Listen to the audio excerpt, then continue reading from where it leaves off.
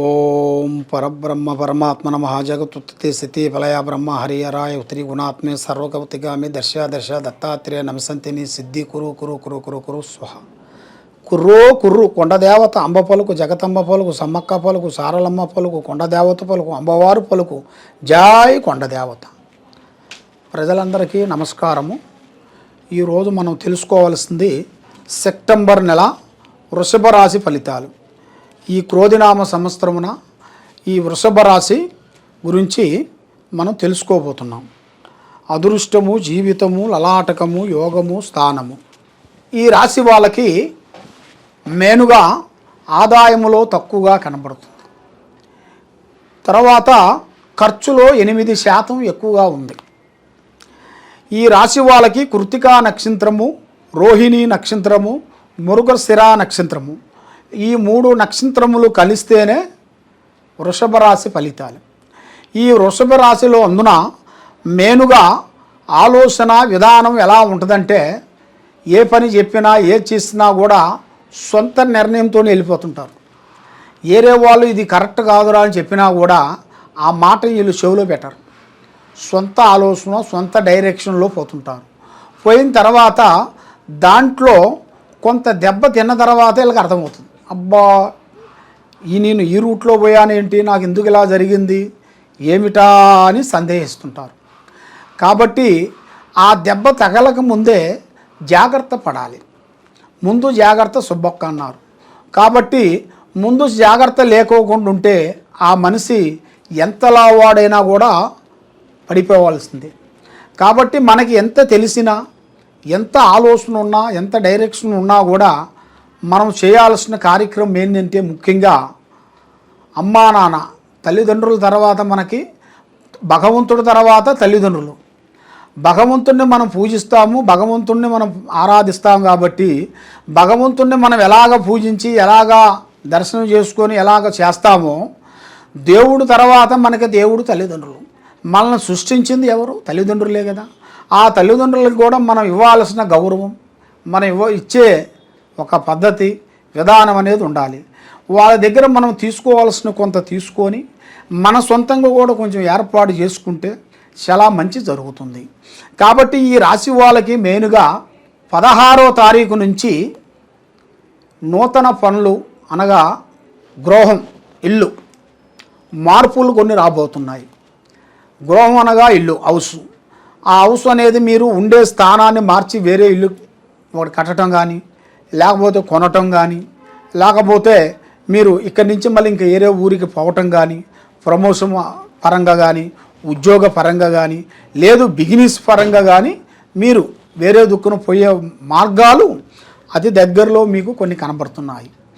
మెయిన్గా మీరు చేయాల్సింది ముఖ్యంగా ఏమిటంటే, మీరు ఏ కార్యక్రమం చేయాలనుకున్నా, ఏ పూజ చేయాలనుకున్నా, ఏ ఉద్యోగం చేయాలనుకున్నా, ఏ డిపార్ట్మెంట్ చేయాలనుకున్నా కూడా ముఖ్యంగా మీరు చేయాల్సింది మెయిన్ గోమాత.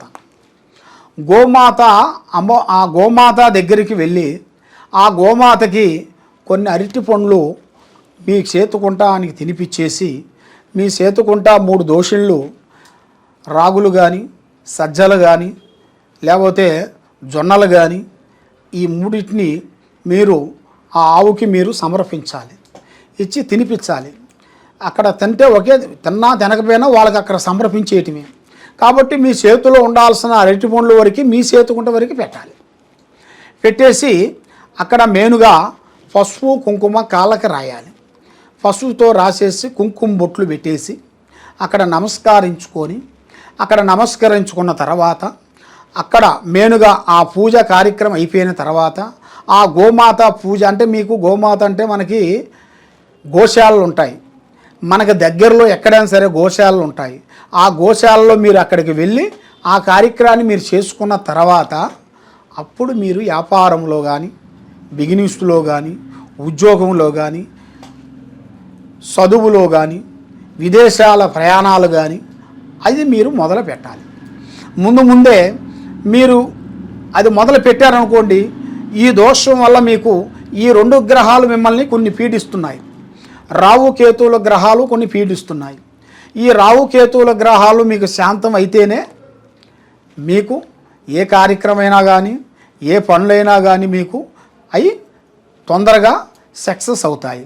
ముందు ఆ పని చేసేసిన తర్వాత మీ పనులు మీరు పూర్తి చేసుకుంటే మీకు మంచి శుభ ఫలితాలు ఉన్నాయి. కాబట్టి ఈ జాతకంలో ఉండవలసిన వాళ్ళకి ఈ రాశిలో మెయిన్గా భార్యాభర్తల మధ్యలో కొన్ని సమస్యలు రాబోతున్నాయి. చిన్న చిన్న సమస్యలు. అది అనుకోకుండా నేను నా మాటే నెగ్గాలని భర్త, భార్య నా మాటే నెగ్గాలని భార్య, వాళ్ళిద్దరికీ చిన్న చిన్న సమస్యలు చాలా వరకు పెద్ద దూరం ఎత్తబోతాయి. దానివల్ల వాళ్ళకి ఆ ఈగో ప్రాబ్లం వలన వాళ్ళ ఇద్దరి మధ్యలో కొన్ని సమస్యలు, చికాకులు, ఇబ్బందులు, కొన్ని కిటకిటలు ఎదురవుతుంటాయి. దాని వలన వాళ్ళకి ఏమవుతుందంటే చిన్న సమస్య అంటే అది అన్నదమ్ముల నుంచైనా కానీ, వాళ్ళ సిస్టర్ ద్వారా నుంచైనా కానీ, లేదు భార్య సంబంధించిన వాళ్ళైనా కానీ, భర్త సంబంధించిన వాళ్ళైనా కానీ, వాళ్ళ తరపు నుంచి కూడా కొన్ని లేనిపోయిన మాటలు, లేనిపోయిన చికాకులు మీ మీదకి వస్తుంటాయి. అవి వచ్చినప్పుడు అవి అలాగా అప్పుడు వినటం, అప్పుడుతోనే మతిమరిచేయాలి. లేదు అది మైండ్లో పెట్టుకున్నారనుకోండి, అదే చాలా దూరం వెళ్ళిపోతుంది. ఆ సమస్య మీ అన్నయ్య ఎలా అన్నాడు, మీ చెల్లెలు ఎలా అంది అని ఏనంటాం. పెళ్ళాము చూసి కాదు మీ అన్నయ్య ఎలా అన్నాడు, మీ చెల్లి ఎలా ఉందని ఆమె అంటాం. దానికి అలాగ పెరిగి పెరిగి పెరిగి పెరిగి పెరిగి కొండంత అయిపోతుంది. దానివల్ల ఏమవుతుందంటే మొదటికే మోసం అవుతుంది. ఇద్దరు భార్య భర్తల మధ్యలో చికాకులైపోయి ఇడిపోయేంత సమస్యలు వచ్చేస్తాయి. ఆ సమస్యలు వచ్చినప్పుడు అప్పుడు అర్థమవుతుంది, అరే మేము ఒక చిన్న మాటని ఇంత దూరం వచ్చేసింది ఏమిటా అనేది అప్పుడు బాధపడతారు. కాబట్టి అంత దూరం పోకముందే ముందు జాగ్రత్త తీసుకోవాలి. మనం ఏం పని చేస్తున్నాము, మనం ఎక్కడికి వెళ్తున్నాము, ఎవరితో మాట్లాడుతున్నాము, మన భార్యని ఎలా గౌరవిస్తున్నాము, ఆమెను ఎంతవరకు గౌరవించాలి అనేది మెయిన్ సబ్జెక్టులు. అది మీరు దాన్ని వాడాలి. వాడుకోకుండా ఏం కాదులే అన్నట్టుగా ఆలోచనలో పడిపోయారనుకోండి, చాలా వరకు దెబ్బతినే ప్రాప్తి కనపడుతుంది. కాబట్టి మీరు ఎక్కడెక్కడో జ్యోతిష్యం చెప్పించుకొని నిరాశ చెంది ఉన్నారు. కాబట్టి తప్పకుండా శ్రీ సమ్మక్క సారక్క మహాశక్తి జ్యోతిష్యాలం ఇది. తప్పకుండా ఈ కింద ఉండాల్సిన నెంబర్కి మీరు సంప్రదించినట్టుకైతే మీ పేరు, వయసు, గోత్రనామం మాకు పంపిస్తే మీ జాతకాన్ని బట్టి, మీ యోగాన్ని పెట్టి, మీ నక్షత్రాన్ని పెట్టి ఎలాంటి సమస్య ఉన్నా కూడా పరిష్కరించి చూసి చెప్పగలుగుతాం. సర్వో జనా సుఖినో భవంతు. ఓం నమః శివాయ.